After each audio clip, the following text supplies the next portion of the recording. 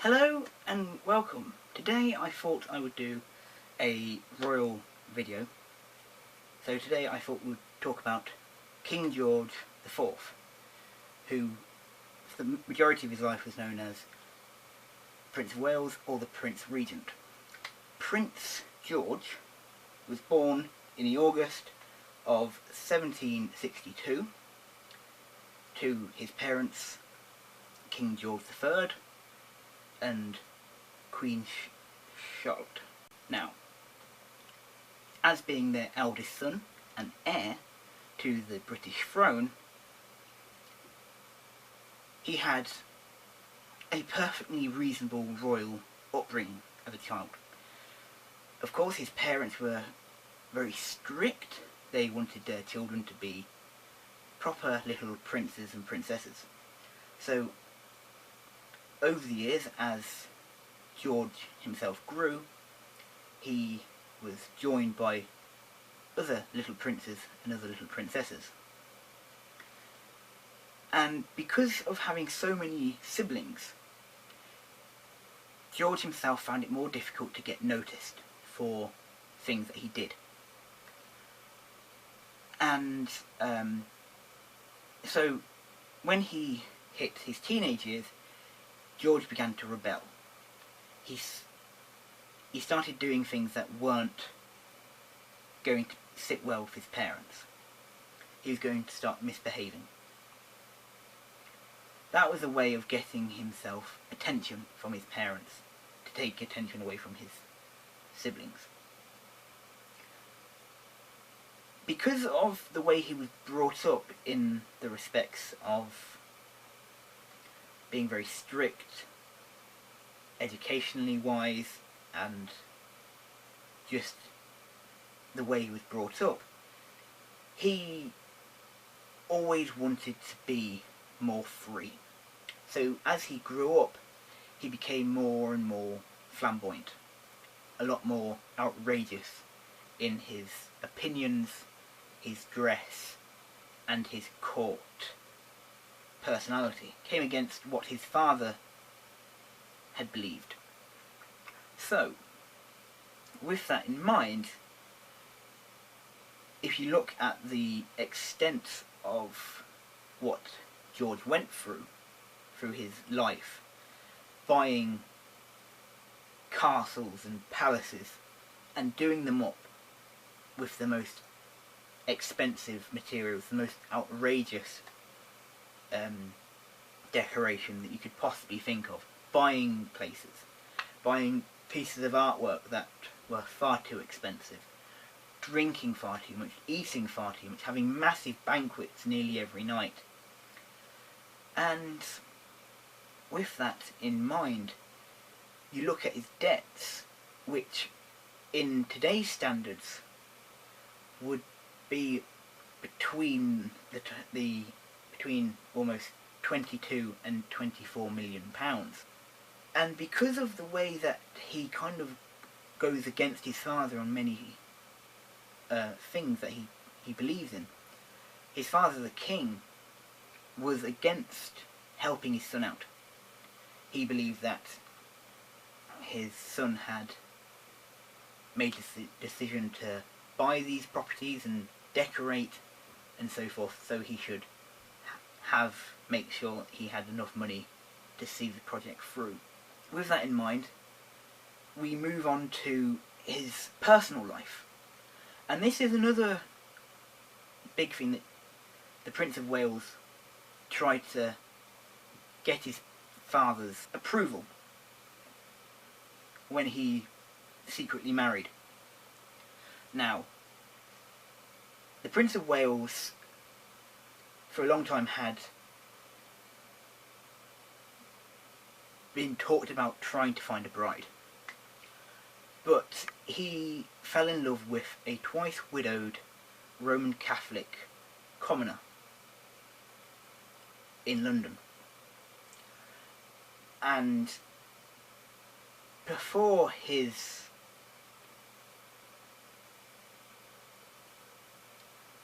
early teenage years, a bill had been written saying that any person in the royal family that wanted to marry had to seek the permission of the monarch. George, the Prince of Wales, did not seek permission to marry Maria Fitzbert. And when they married in secret and the king found out, he proclaimed that the marriage was illegal and void because of these factors. And the king himself actually banished the Prince of Wales from all the properties, all the royal properties anyway, and the properties that he owned. And for a few months, the Prince of Wales lived with his common law wife, until the point where the Prince of Wales' mother tried to talk her husband down. Now, backing onto this marriage, because of the fact that the king had called it illegal, George and Maria stated that they believed in the power and the law of the church, not in the power and the law of the state. And in the eyes of the church and of the eyes of the God, that they were man and wife. Now, unfortunately, after this and a few more years, it became very aware that relations had become quite stressed between George and Maria, and they began to move further and further apart. And once this had happened, the politicians of the time moved in and made sure she was kept silent and not to discuss anything about the supposed marriage. But within this mindset anyway, there's supposedly said that there was a child between George and Maria that has not ever been stated or brought any fact about this. All you ever know is that through his later years on the throne, between 1828 and when he died in 1830, he mentioned the fact that he had a few illegitimate children, apart from the legitimate child that he has with his wife that we'll talk about later on. So these have never been verified, but supposedly he had a child with Maria and at least two others that have never been named or have never been verified by historical fact. So, but I will leave a section at the end to give you information about those.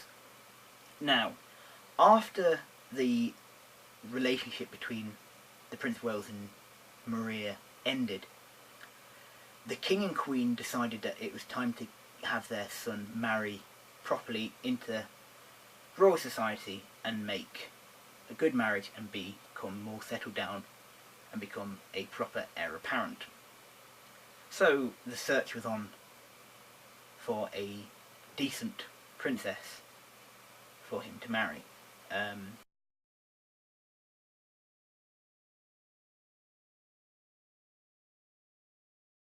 They found Caroline of Brunswick, who was a particularly plain, very sensible young princess from Germany. And the King and Queen of Great Britain believed that to get their son to marry her would settle him down and to make him a better individual for the future of the realm. Unfortunately, what has been stated over the years about their first meeting when they met for the first time, and George proclaimed that she was one of the most ugliest things he'd ever seen, did not bode well for their future marriage happiness. And they were married, and they went on honeymoon. And then a few weeks later, it became very known in the papers that the new Prince and Princess of Wales had now decided to move out from their marital apartment and live in separate apartments. So, with that in mind, you have to understand how, or wonder how, they had a child together. Well, after the announcement of the pregnancy of the Princess of Wales, George himself believed that his job had been done and that he would no longer need to spend time with his wife as long as it was a boy. So, over the pregnancy, they would see each other very rarely, only at very important state occasions when it was supposedly necessary for them to see each other. Once the pregnancy had ended and the birth of the little baby was announced, it was of course made clear that it was a baby girl, and they named her after her grandmother, Charlotte of Wales.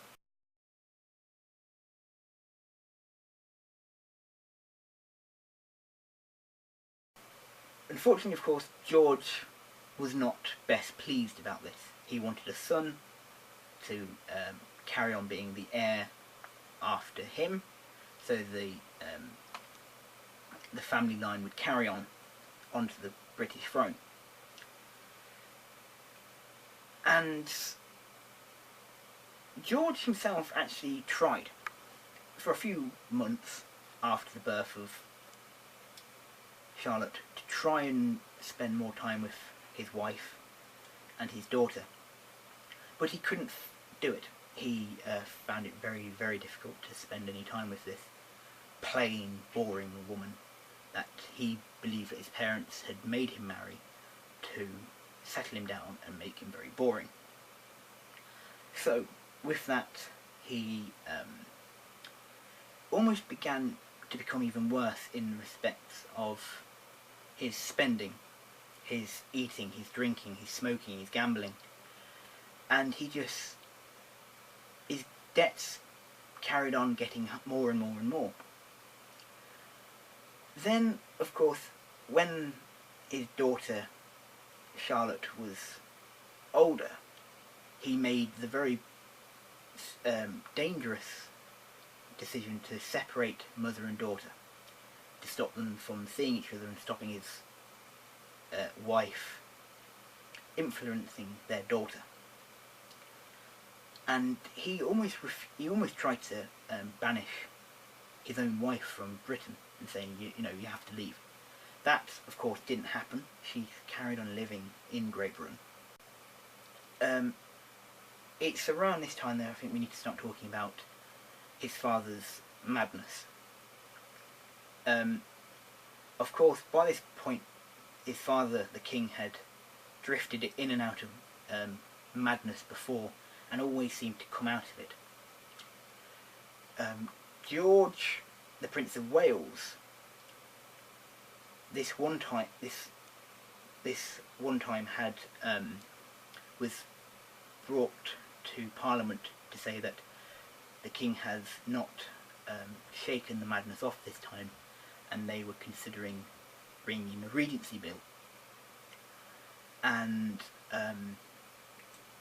he himself might have to take on more of a role of monarch if his father does not get better. Fortunately, just before the bill was made public and signed by the Prince of Wales, the King returned to full health. So that was no longer needed. But it was signed. Around that time it was signed. So the Regency Bill was there waiting for if it ever happened again. Of course, a few years later it did happen again, and the Prince of Wales was made and created the Prince Regent to rule in his father's stead while he was mentally unable to rule. Of course, he did that for the rest of his father's life because of the fact that his father never came out of madness. And it was a very different court from what his father had. Even when he was only regent, he started moulding the royal court into what he wanted the royal court to be under him. And there were certain people that were disapproving of it, particularly his own wife and daughter were very disapproving of the way he ruled in his father's name. And so over the years he tried to make his daughter be silenced, because by this point his daughter and his wife had been secretly meeting each other for many, many years behind his back, and she had been slowly influencing their daughter. But during his time as regent, George had tried to find many suitable husbands for his daughter. All of them weren't right for Caroline. There was a few particular men that she liked, two of which were her own cousins. Her illegitimate cousin from her uncle William, and another cousin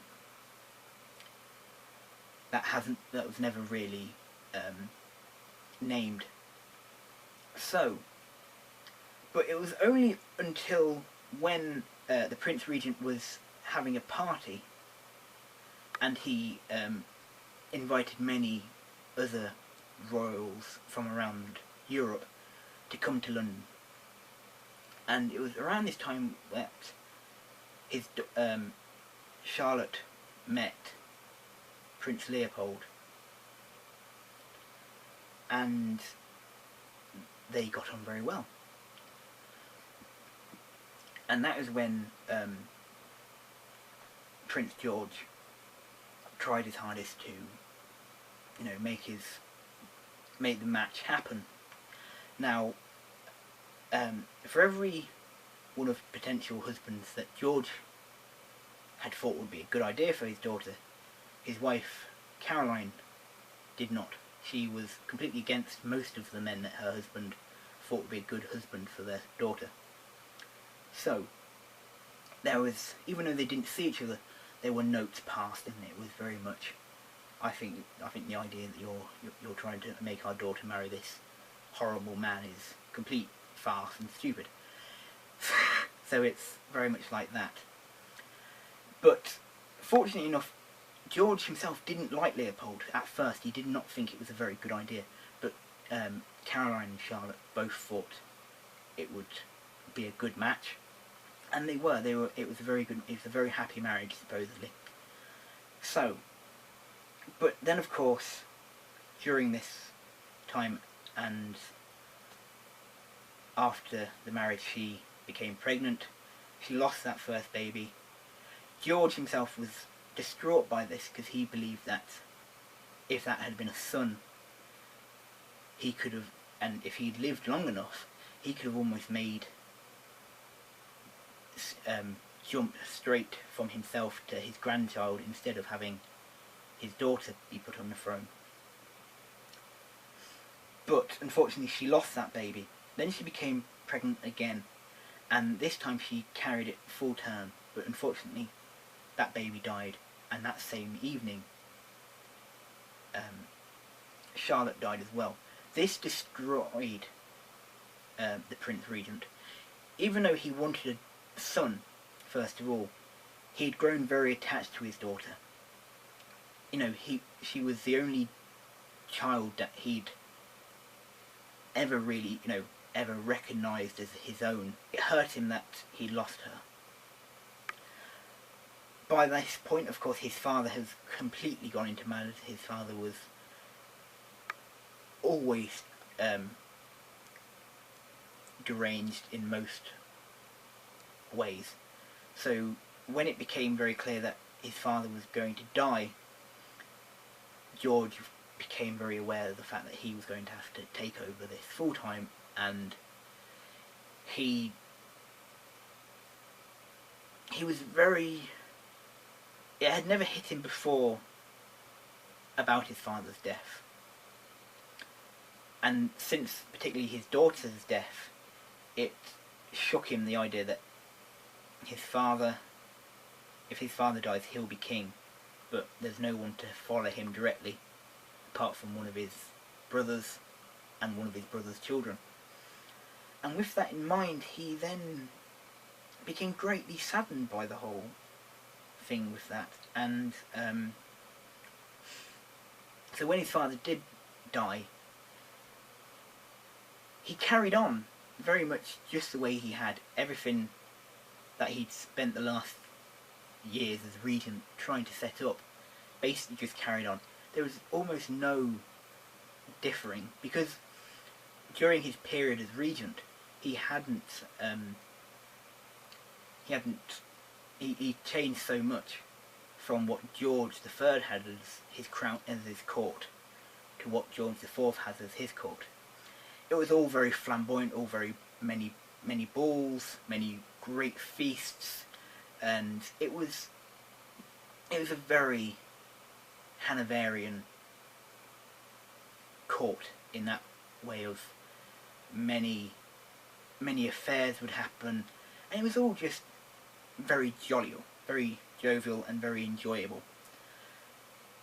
And of course, during the 10 years of his reign, he was a very good king. A lot of the people liked him, especially after his wife's death in 1821.